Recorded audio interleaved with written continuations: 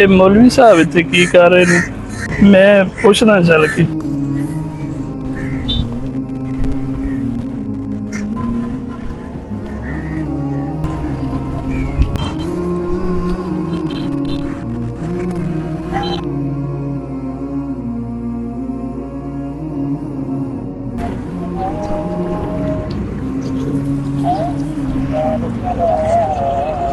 السلام علیکم مولوی صاحب۔ وعلیکم السلام۔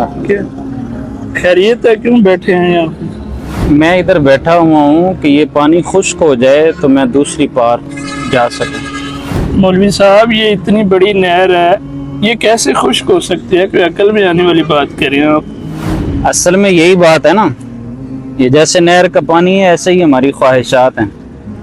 آپ دیکھیں کہ ہر بندہ اپنی خواہشات کے پیچھے بھاگ رہے ہیں۔ جیسے یہ نہر کا پانی کبھی خشک نہیں ہو سکتا، اسی طرح انسان کی خواہشات بھی کبھی پوری نہیں ہو سکتی۔ اب خواہشات کے پیچھے بھاگ کر یہ اللہ پاک کے در سے دور ہو گیا، یہ نمازوں سے دور ہو گیا، یہ نیک اعمال سے دور ہو گیا۔ اس کو ہوش نہیں ہے مجھے اپنی آخرت کی بہتری کے لیے کچھ کام کرنا ہے۔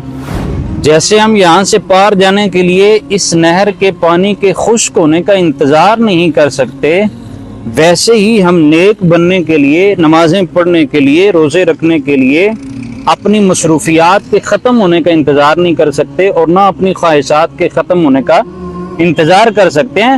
مصروفیات بھی ساتھ ساتھ چلتی رہیں، خواہشات بھی ساتھ ساتھ چلتی رہیں، لیکن اس کے ساتھ ہمیں اللہ پاک کی بندگی کے لیے، جس کے لیے ہمیں پیدا کیا گیا ہے، وما خلقت الجن والانس الا لیعبدون، تو ہمیں وہ بھی اپنی آخرت کی بہتری ساتھ ساتھ سوچنی ہے اور اس پر کام کرنا ہے۔ تو اس طرح بھائی جتنا ہمیں دنیا میں رہنا ہے اتنی دنیا کی تیاری کریں، اور جتنا آخرت میں جا کر رہنا ہے اتنی ہمیں آخرت کی تیاری کرنی چاہیے۔ چند دن کی دنیا کی زندگی ہم اللہ کے در سے دور ہو کر گزار رہے ہیں، تو آخرت کی زندگی تو اس میں موت ہی نہیں ہے۔ جب آخرت میں جائیں گے تو مرنا ہے ہی نہیں ہے۔ جنت میں والے جنت میں، جہنم والے جہنم میں۔ اگر اللہ نہ کرے جہنم میں جانا پڑا تو بتائیں کیسے برداشت کریں گے؟ اس وجہ سے ہمیں اللہ پاک کو راضی کرنا ہے اور نمازوں کی پابندی کرنی ہے۔ ٹھیک ہے؟